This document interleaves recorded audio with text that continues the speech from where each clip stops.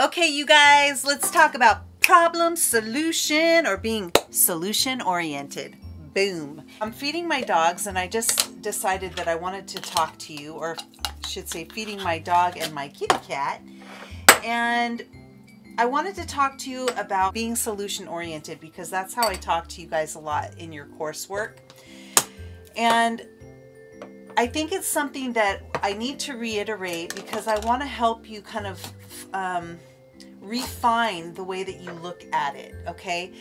We all know that we have to come up with solutions to our problems, right? And we're all on this journey right now of growing and expanding, and a lot of times there's little problems that are in our way, and I call that you know, when we're earning our sweat equity, we're putting our sweat, our blood, sweat, and tears into something to make something happen, but we don't have a lot of the experience that we need to kind of get us there. And so one of the things that I'm noticing that people do is that instead of focusing on the solutions, they put all their focus on the problem. And the reason for this is because we come by our problems honestly, right? We actually have these issues. And so what we find ourselves doing is we're talking in terms of our problems, right? We're itemizing the things that are not working because in our mind we got to fix that, right? But what we're doing is we're leading with the negatives instead of leading with the positive, and I'll explain this. So the first thing to establish is that we come by these issues and these problems honestly, and there's a reason why we start to focus on them, because we think that's what we're supposed to be doing in order to resolve the problem. And in a way that is true, but what we have to do is be super careful about speaking it into existence and constantly referring to our problems, even when we're asking for guidance, to constantly be focused on it as something that is a roadblock that we can't recover from, we can't overcome, is what I want to say. And we absolutely can. One of the ways that we do this is by being solution oriented. We have to think, we have to itemize and understand that this is a problem, whatever it is, but then we have to go into how do I solve the problem? And the way that we do that is by understanding what is it that I need in order to resolve this issue. And if it's more speaking in terms of just, you know, learning something or growing, if we need more experience, you know, then what we can do is look at different groups that we're part of. We have to look outside of our scope of, you know, maybe we're trying to grow something and we don't yet have this network of a lot of people, and we've been utilizing friends and family, and maybe that's not getting us anywhere. Then we need to expand outside of that friend and family network, and that's scary, that's hard. We don't know if that's going to produce any fruits, but we don't know that it's not either. Hang on one second, let me give my little girl her food.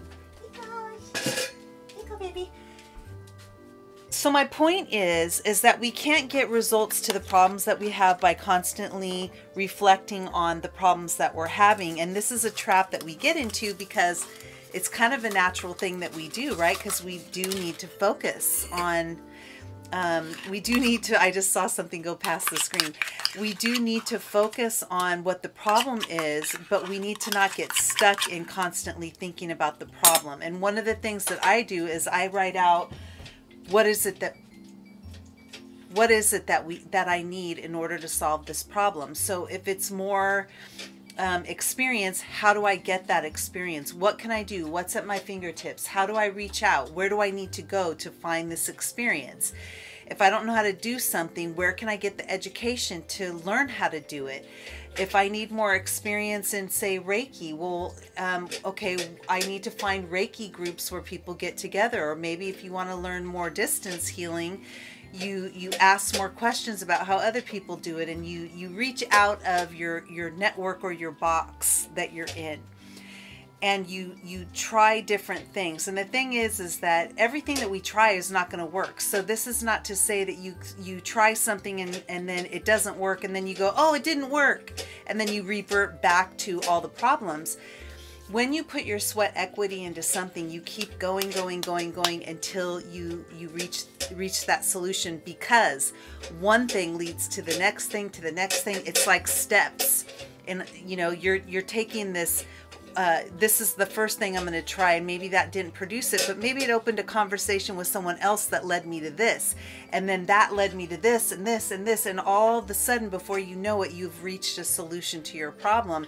But it happened incrementally by you taking actions, not doing the same thing over and over again, and focusing on your problems, but focusing on your solutions. Okay, so what I want you to start doing is start looking at how much you're focused on the problem, and then I want you to start I want you to start being more solution oriented. Sorry about that sound in the background. She's just licking her plate because she loved her food.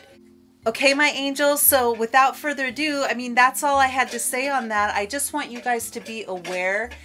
I know that you know about, you need to focus on solutions, but I really want you to watch the language in which you use when you, and how you're experiencing and expressing things. I want you to really focus on how you're maneuvering through a problem, and whether or not you're focused more on the problem and you're feeling these feelings of depression and almost like giving up. If you're settling into those feelings, which you can hear in the language, right? The language has an energy. So when people are talking to me and they say certain negatives, I can feel the heaviness of the energy, and it's depressive.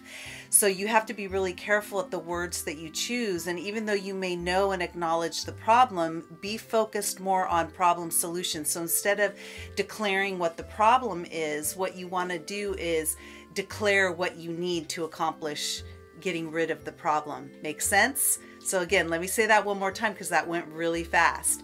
Instead of focusing on the problem and declaring what the problem is, focus on the solution and what you need to solve the problem, okay? So if you need more experience, or you could say, if a person's saying, I don't have any experience, that's leading with the negative. But what you can do is you can say, I'm looking to gain more experience. You see what I'm saying? So what you're doing is, it's hopeful. You're focused on a positive energy instead of a negative energy. Whenever I write emails, I make sure that all my emails, even if you have to tell somebody no to something, you lead with positives. You do your very best to lead with positives all the time in business, but also in professional, because it's a better way to communicate. It's a better way to hold the energy of the moment. And you naturally are going to have problems and things that come up your entire life, and you should just bake that into the cake, that's going to happen, and then just get your mind into declaring what it is that you require in order to fix the problem versus focusing on the problem. Okay? Mwah! So with that being said, I'll see you guys later. I got to go walk my puppy. Bye!